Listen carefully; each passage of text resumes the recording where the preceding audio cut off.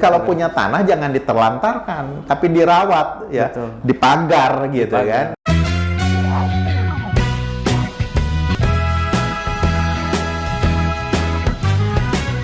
Waktunya kita bicara. Assalamualaikum warahmatullahi wabarakatuh. Halo sahabat Ombudsman. Pada podcast kali ini kita akan membahas mengenai penyelenggaraan pelayanan publik di bidang pertanahan. Nah, sahabat Ombudsman, telah hadir di studio narasumber kita yang sangat spesial dari pimpinan Ombudsman Republik Indonesia. Ada Pak Dadang Suparjo Suharma Wijaya, SIP MIP. Gimana kabar hari ini Pak? Sehat? Alhamdulillah sehat, baik. Alhamdulillah. Pak, kalau boleh tahu, udah berapa kali Pak ke kunjungan ke Ombudsman RI Sultra Pak? Kalau di periode ini mungkin baru sekali, tapi saya kan 2 periode ya. Di Iya, periode yang pertama kayaknya ada 2 kali juga Udah ya. 2 kali. 3 kali ya. Oh, 3 kali. Ya. Sempat kunjungan ke daerah ya beberapa waktu itu. Mungkin ini 4 kali ya sama yang terbaru ini. Oh iya. Jadi sahabat Ombudsman, Pak Dadang sudah 4 kali berkunjung di kantor Ombudsman perwakilan Sulawesi Tenggara. Mungkin Pak selama berkunjung di Sultra ini sudah pernah makan ikan bakar Pak atau sinonggi Pak, makanan khas dari Sultra Pak? Nah, yang sinonggi saya lupa ya. Kalau ikan bakar pastilah karena saya menyuka ikan gitu ya. Apalagi kalau di Jakarta kan ikan mati berkali-kali gitu ya. Kalau di sini kan ikan matinya baru satu kali gitu kan, jadi masih segar. Jadi rasanya mungkin sedikit berbeda Pak dengan ikan yang Ya, terasa lebih segar lah langsung masak ini kan. iya. Mungkin kalau di Jakarta dari kulkas sama gimana gitu. Iya. Kalau ini Pak, kalau sinonggi sebenarnya itu dari sagu Pak. Biasa yang digulung-gulung itu Pak. Ya, kayak papeda itu Iya, ya. kayak papeda betul Pak. Sudah pernah makan Pak? Lupa saya sepertinya udah ya. Cuma lupa banyak nyoba makanan dulu. Oke, baik sahabat Ombudsman, perlu kalian ketahui juga bahwa Bapak Dadang ini merupakan anggota Ombudsman periode 2021-2026. Benar Pak ya? Ya. Nah, untuk kedua kalinya beliau menjabat sebagai anggota Ombudsman dan sebelumnya menjabat juga sebagai anggota Ombudsman di periode 2016-2021. Nah, sahabat Ombudsman, kalau kita berbicara mengenai potret penyelenggaraan pelayanan publik di bidang pertanahan, tentu itu identik dengan tanah ya Pak. Yeah. Nah, tanah ini memang secara esensi kalau kita lihat sangat berperan penting bagi kehidupan manusia. Nah, sesuai dengan tema podcast pada kesempatan kali ini, mungkin langsung saja mungkin bisa kita berbincang dengan Pak Dadang. Nah, saya ingin tanya Pak, sebenarnya bagaimana sih menurut Bapak, bagaimana sih potret penyelenggaraan pelayanan publik saat ini menurut kacamata Ombudsman Pak? Ya, saya kira kan pelayanan publik dari waktu ke waktu memang dituntut untuk terus menyesuaikan diri ya dengan perkembangan zaman gitu ya. Nah, ada layanan-layanan yang memang kelihatan ketinggalan ya, tentu komparasinya dengan negara lain gitu ya. Nah, kalau di Indonesia ya Indonesia dengan negara tetangga paling enggak ya, tapi kalau misalkan antar daerah ya paling tidak antar provinsi lah gitu kan, dan juga dalam satu provinsi antar kabupaten kota. Memang macam-macam ya terkait dengan kualitas pelayanan publik yang sudah advance, ada yang memang masih terbelakang. Tapi yang perlu jadi catatan juga kadang ada juga gitu layanan publik yang sudah bagus ya, perkembangannya bagus gitu.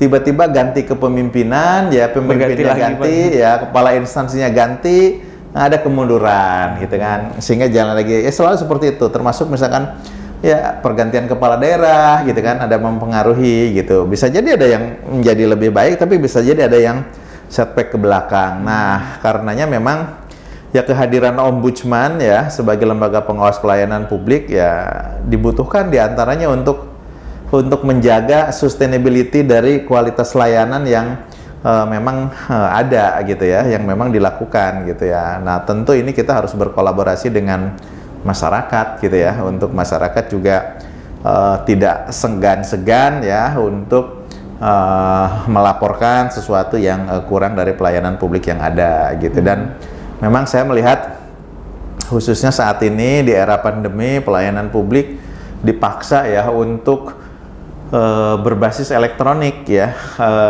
berbasis digital gitu kan, betul. ke arah menggunakan IT di dalam banyak hal gitu lah. Apalagi sesuatu yang sifatnya hanya administratif ya, layanan administratif, layanan dokumen itu sebetulnya bisa full digital gitu kan. Nah, sama seperti pertanahan, saya kira pertanahan 90% harus digital ya, termasuk produknya ya, ke sertifikasi dan sebagainya. Mungkin yang masih langsung layanannya di agraria pertanahan paling pengukuran gitu kan, memang harus fisik kan itu dilakukan itu kan ini, tapi kan database-nya ya masuk ke data digital, hasil pengukurannya segala macam masuk ke data digital gitu. Nah, saya kira itu, jadi kalau ada layanan publik yang masih konvensional, wah sekarang sudah ketinggalan zaman. Selain itu pasti dia tidak bisa optimal melayani publik karena kan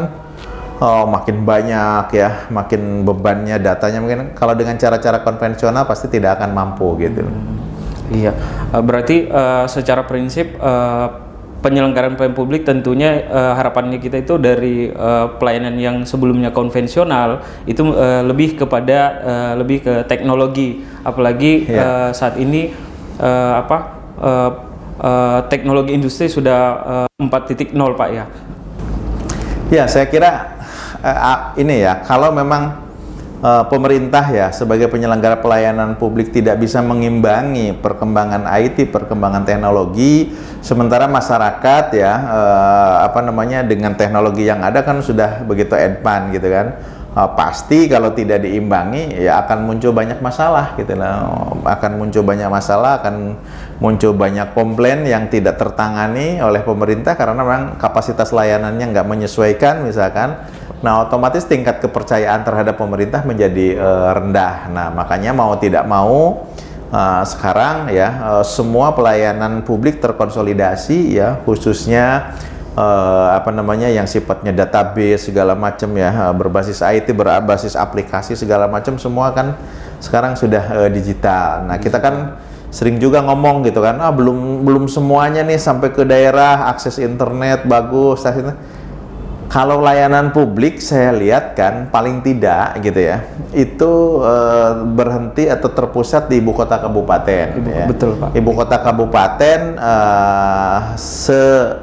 tertinggalnya pasti di situ telepon ada lah gitu kan, jaringan seluler ada ya, otomatis layanan publik bisa digital gitu kan. Apalagi yang elektronik, listrik ada, paling tidak sampai level kabupaten. Mungkin agak berbeda kalau sampai level kecamatan atau di level desa gitu. Nah, karenanya memang yang berbasis IT harus terkonsolidasi mulai kabupaten kota ya ke atas gitu. Nah, yang konvensional kita melayani masyarakat yang beragam ya di tingkat kecamatan atau tingkat desa boleh gitu ya. Tapi ya tetap semuanya harus terintegrasi gitu. Oke, baik Pak.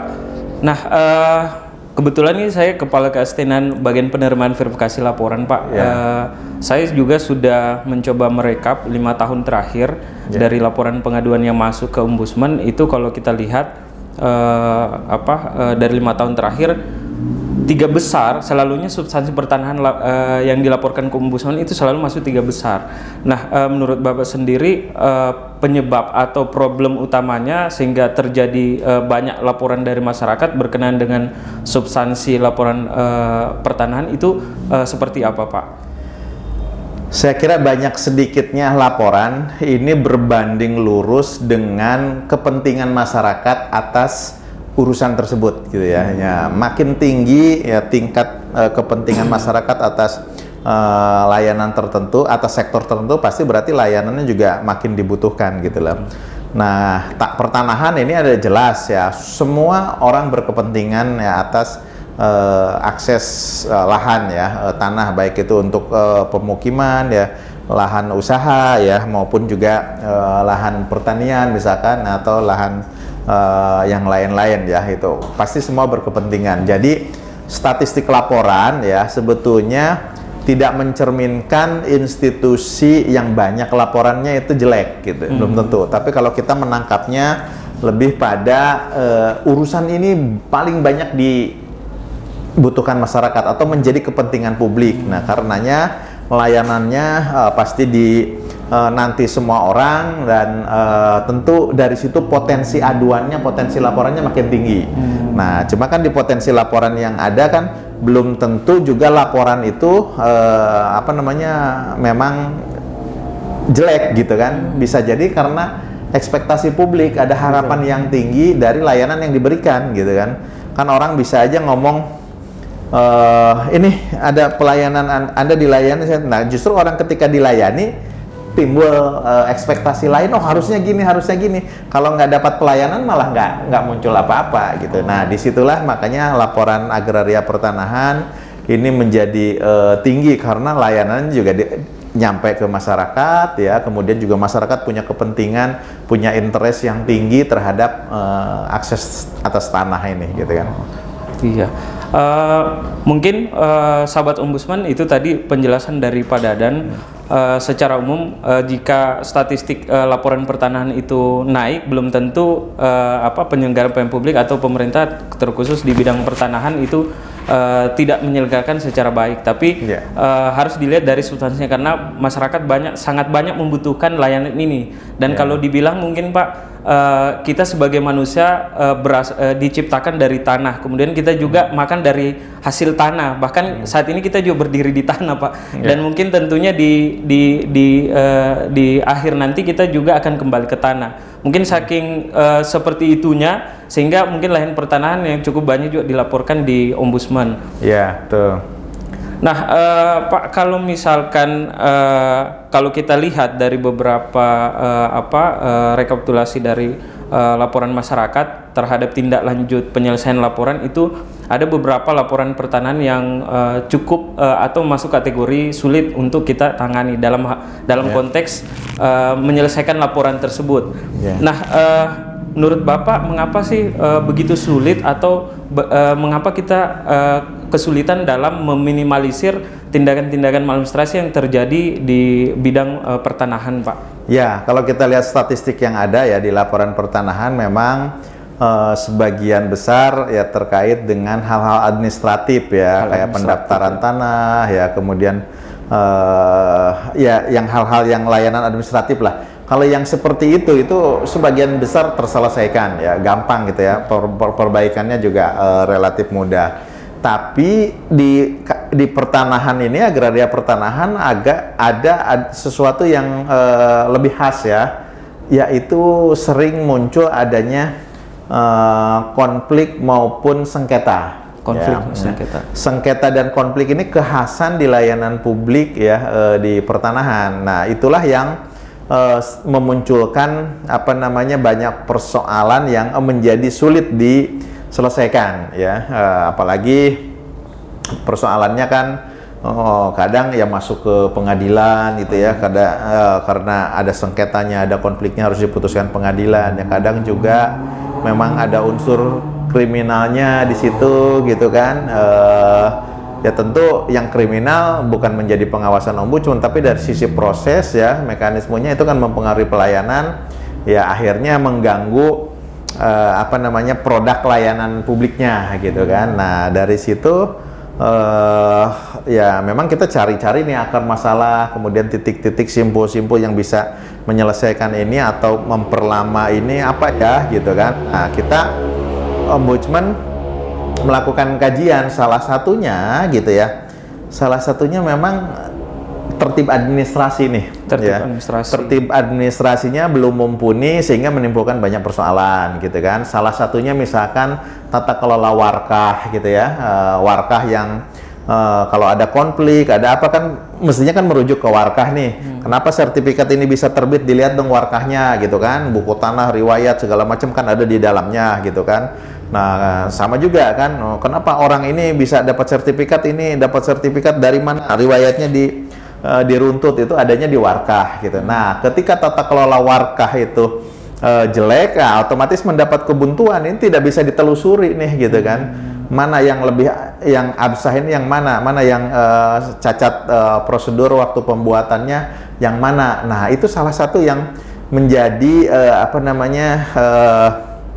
problem ya di Kementerian ATR BPN ya. Makanya ke depan ya kita mulai mendorong ya supaya ada tata kelola warkah yang baik ya. Salah satunya adalah digitalisasi buku warkah ya di beberapa ini, sehingga ketika orang mau mencari warkah dengan gampang kan, petugas ada di sini atau datanya ini. Coba kalau konvensional ribuan ini yang mana ya gitu kan. Nah, cari nggak ada, itu salah satu yang mempersulit gitu ya. Nah, di samping memang itu tadi ya, kepentingan orang atas tanah ini ya membuat ya banyak yang ya saling klaim ya, saling gitu, ada yang memasukkan dan sebagainya gitu. Nah, kemudian juga asetnya sendiri, tanahnya sendiri, misalkan ketika ada kan kondisinya beda-beda gitu, ada yang lama ditinggalkan gitu kan, ternyata ditempati orang gitu kan. Nah, itu akhirnya didaftarkan, muncul sertifikat, padahal di situ udah ada sertifikat gitu kan. Tumpang tindih Pak ya. Tumpang tindih. Nah, ketika datanya nggak ada gitu, atau ketika diterbitkan juga karena datanya mungkin nggak ada, dianggap sesuatu yang baru, akhirnya didaftarkan jadi gitu, padahal ini di atas sertifikat yang lain. Ketika muncul ke permukaan gitu kan, orangnya mencari-cari, oh ini tanah saya kok ditempati orang lain, dicari kok ada sertifikatnya, baru kan menjadi ribut, ini dari mana gitu kan. Nah, itu problemnya salah satunya tertib administrasinya ini yang belum bagus gitu kan untuk semuanya gitu kan. Nah, makanya ya salah satunya ketika sudah terdigitalisasi nanti gitu, otomatis persoalan-persoalan seperti ini selayaknya bisa berkurang, karena ketika ada yang mau membikin secara plotting data, loh ini udah ini gitu kan, udah ada sertifikat dan sebagainya. Jadi seperti itu. Baik Pak. Kalau ini kita beranjak ke kewenangan Pak, kalau kewenangan terkait Ombudsman, kalau kita lihat memang di dalam Perkaban nomor 1 2010 tentang standar layanan dan pengaturan pertanahan, memang salah satu layanan yang dilayani di kantor pertanahan itu berkenaan dengan hak milik, pendaftaran pertama kali, HGB dan sebagainya. Nah, tadi menarik juga yang Bapak sampaikan berkenaan dengan kasus-kasus pertanahan, karena kasus pertanahan biasanya identik dengan sengketa tanah, kemudian konflik tanah, dan kemudian perkara tanah. Nah, secara kewenangan, apakah Ombudsman juga berwenang dalam menindaklanjuti laporan masyarakat yang berkenaan dengan kasus-kasus tanah tadi, Pak? Misalkan sengketa tanah, konflik tanah, dan perkara tanah.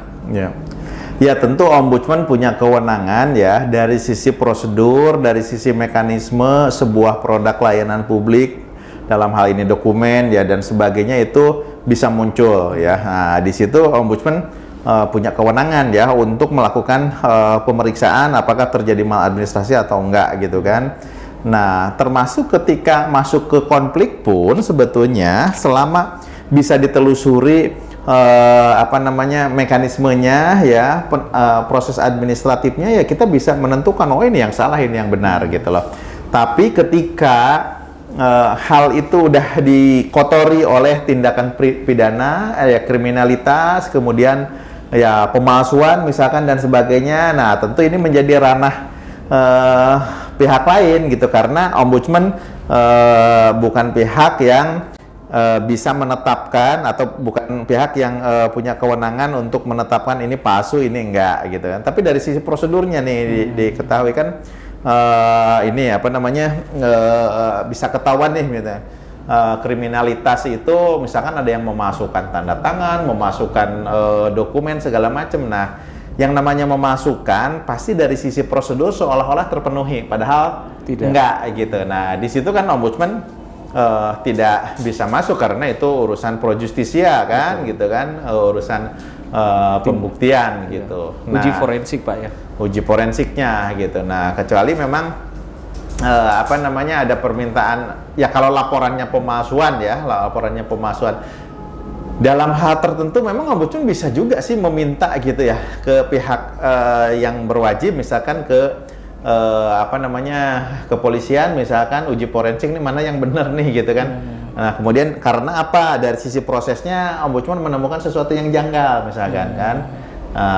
Dari situ bisa juga. Tapi kalau orang langsung ini laporan pemalsuan, ya berarti ada unsur pidana segala macam, itu bukan menjadi kewenangan ombudsman gitu. Berarti sahabat ombudsman secara umum ombudsman berwenang untuk administrasi prosedurnya. Iya. Nah kalau misalkan masuk di dalam dugaan tindak pidana kayak misalnya pemalsuan itu ranah pro justisia. Bahkan kalau misalkan itu murni sengketa hak maka itu jalur litigasi Pak. Berarti lembaga peradilan.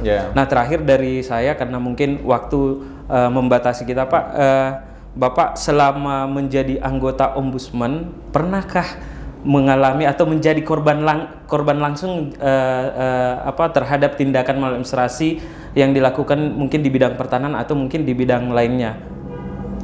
Kalau saya sendiri belum pernah mengalami gitu kan. Kalau saya sendiri, tapi kan pengalaman terkait dengan layanan publik kan tidak harus dialami sendiri untuk kita masuk memperbaiki atau ada upaya yang namanya pisau. Kita tahu pisau itu tajam, tapi tidak harus dicoba digeretkan misalkan, ya sama seperti itu. Jadi meskipun memang dari sisi pertanahan saya tidak pernah mengalami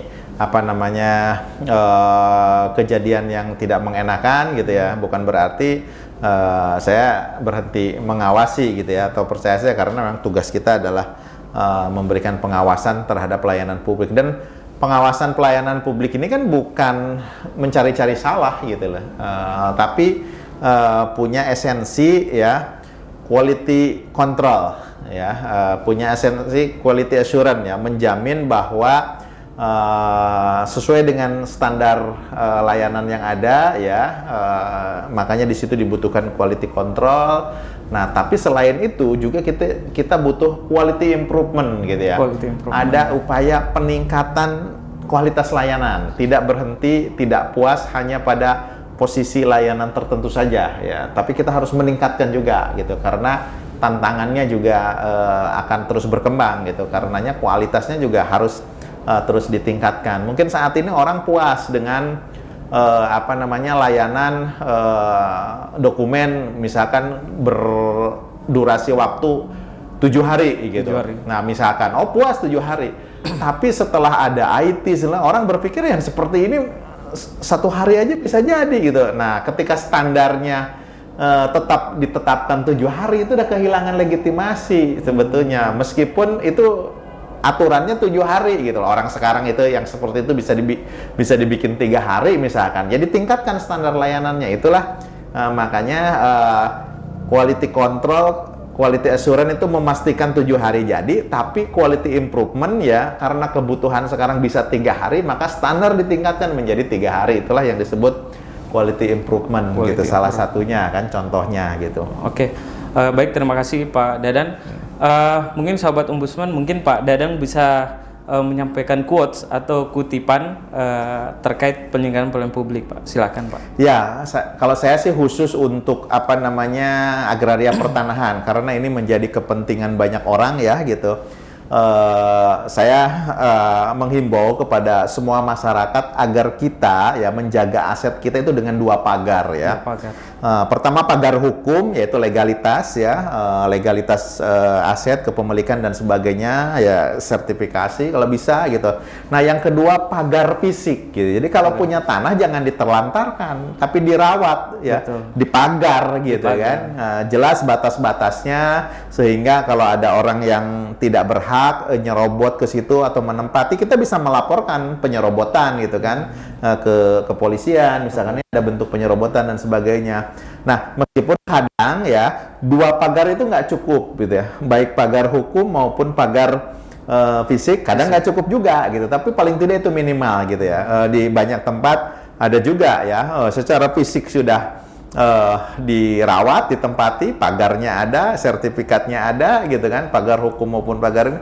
Orang ada juga yang mencaplok, itulah masuk ke biasanya yang mafia itu tanah, ya, yang memang mengincar dan sebagainya dengan segala macam cara gitu loh. Tapi minimal untuk pengamanan ya kita butuh pagar hukum maupun pagar fisik. Meskipun itu bukan jaminan kita aman sepenuhnya gitu ya. Karena yang namanya orang jahat ya bisa saja mencari akal bulus untuk kejahatannya gitu.